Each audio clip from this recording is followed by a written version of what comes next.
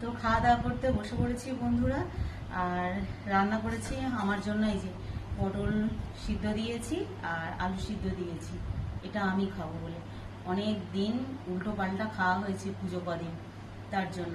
আর এই যেখানে শাক ভাজা করে নিয়েছি, আর এখানে এই যে ওদের জন্য একটু ডাল করলাম, আর এই যে এখানে মাছটার ঝাল। ব্যাস, এই আজকে রান্না বান্না। আর আমার ছোট ছেলে যেই বলেছি ওই মাছটা তোর বাবা কি এনেছে, আমি মাছটার নাম জানি না, তো ব্যাস ও আর খাবেই না মাছটা। আবার ওর জন্য একটা ডিমের পোচ করে দিলাম, আর এই যে ঘি নিয়ে এসেছি, ঘি দিয়ে খাবে বলে ওর জন্য আবার আলাদা করে ঘিটা নিয়ে আসলাম। বললো আমাকে ঘি দিয়ে ভাত দিয়ে দাও। কিছুতেই আর খাবে না, ওই মাছের নাম বলতে পারিনি বলে। ওর বাবাও এসে বলল নাম বলতে পারিনি,